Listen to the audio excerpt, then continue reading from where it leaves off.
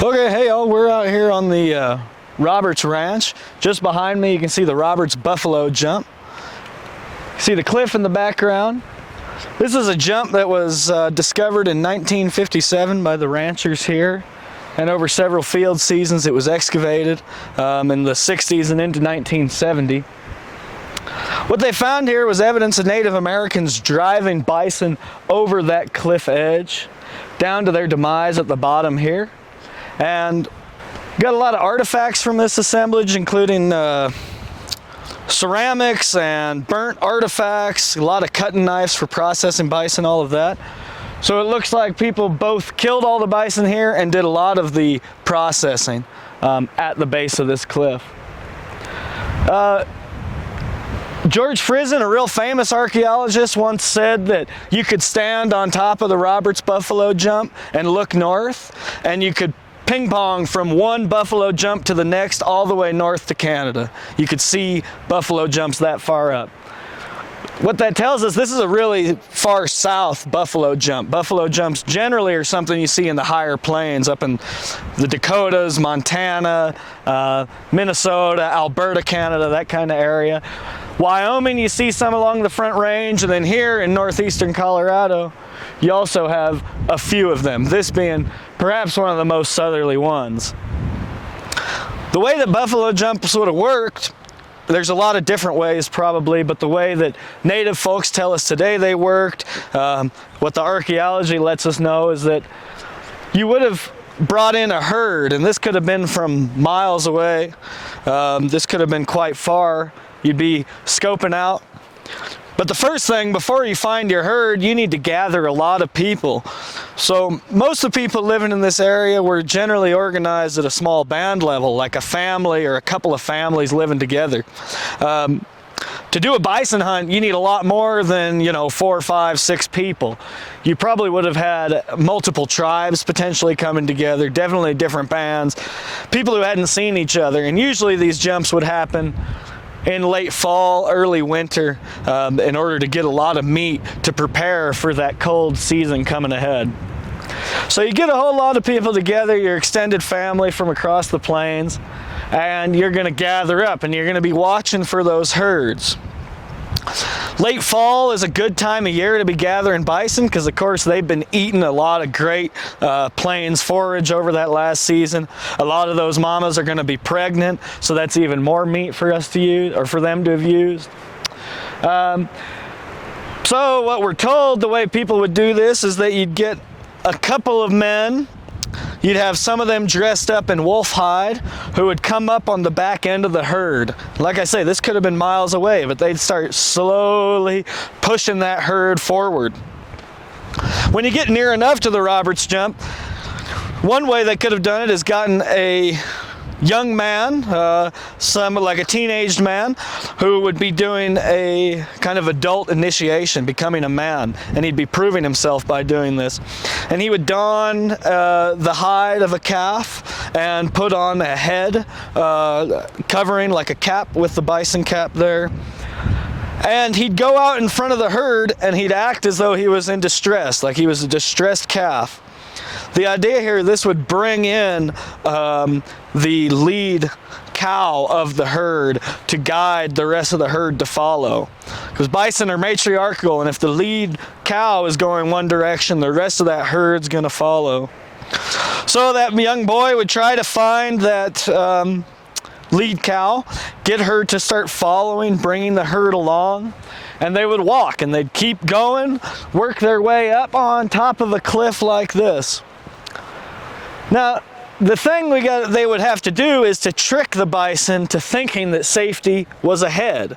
And the way they do that is pick a proper cliff, a place like this, because when you're sitting up on top of this cliff, looking out on the prairie, you don't see that big immediate drop off until you're right on top of it. So those bison, they'd be up there thinking, oh, safety's this way. Right about that moment, those dudes wearing the wolf skins would jump up, spook the herd, send them towards that cliff edge. You'd have women and children lined up on the side. You might have rock drive lines laid out, different cairns or flags waving, anything like this that's going to funnel the bison towards the edge of that cliff where they think is safety. The first few bison are going to notice when they're a little ways out that, oh no, that's a cliff drop, I need to stop. The trouble is, you got a whole stampeding herd behind you that's going to keep pushing them off that edge. And so the momentum of that herd would send a lot of them over the edge. Down here in the bottom, right along the creek where we're standing now, you would have had a lot of hunters there ready to dispatch any bison who weren't killed just from that impact. Because of course the first couple bison that drop, they're falling right onto rock. That's probably going to kill them. The rest of that herd, you know, they're landing on top of other bison. They're getting cushioned. They're breaking their ankles. So they would need to dispatch those as soon as they can. Native American people today tell us that they had to kill every bison in the herd that was doing this, not let any of them escape, because they thought if one bison got away, he would tell the rest of the herd, hey, this is a bad spot to be. Don't come here. This is an evil cliff. So they'd have to kill every buffalo to make sure nobody told them what the natives were doing around here. Buffalo jumping like this has been going on a long time out on the plains. We've got some sites like the Olson-Chubbuck site out on the eastern plains where rather than using a cliff, you would drive your bison into an arroyo. And those are familiar with arroyos. You know, if you drive them up an arroyo, eventually you're going to get a nick point where that arroyo starts. And all those bison are going to be stuck. So then you have hunters dispatching them. They're all trampling into each other, killing each other that way. At that Olson-Chubbuck site, which is, about 10,000 years old, there's 120 bison that were killed. Most of the bison down in the bottom, you weren't able to process them because they were so deep beneath this mass of slaughtered buffalo that they were just left there. When you do a big mass kill like this, you got to think, you got to process as quick as you possibly can, because that meat's going to start to rot. Anybody who's hunting today knows that you got to get on processing quick. And that's with just one animal, but if you've got 20 of them or more, you got to clean that up pretty fast, boy. That stench is going to start spreading. The wolves, the coyotes, the vultures, everything's going to swoop in on what you're doing. That meat's going to spoil. So you need to really take care of that quick. Here at Roberts Ranch, there at the Roberts Buffalo Jump, they were probably jerking a lot of that meat, drying it. We've got a lot of evidence of hide scrapers that show they were preparing for winter by making clothes or coverings for their houses, things like this, processing that hide right away. And a lot of that takes time, and so we also have some evidence of people doing more leisurely activities here we wouldn't expect to see at a buffalo jump. Here, for example, we have a lot of buffalo bones, different bones, that were beginning to be turned into beads. So while other people were processing the meat, other folks were making jewelry out of those animals. Another interesting thing at this site is we've got two fully articulated dog skeletons. So presumably there were a couple of dogs who were involved in that driving up top, and they met their demise coming over that cliff with the rest of the buffalo, and they were just left to be. This buffalo jump dates to about the 1700s, somewhere in there. So this was after initial European contact, but a good ways before a lot of trade goods and actual Europeans made it out to this area in the interior of the continent. So it's very possible that the natives who were hunting here were using horses. That's totally possible, as they were being raided from Spanish further to the south, traded through Ute groups and different native tribes in the area. But we don't have direct evidence of horses here. We don't have any trade goods. There's no metal artifacts. It's all stone tools. We do have some ceramics, at least two different ceramic vessels that were taken from this site. And those ceramics, they're different styles that we would associate with Ute or Shoshone people. So it's difficult to say why we have two ceramic styles associated with different tribes.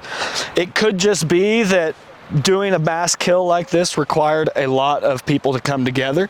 So you had two different tribes combining their ceramic goods there, using different equipment to process.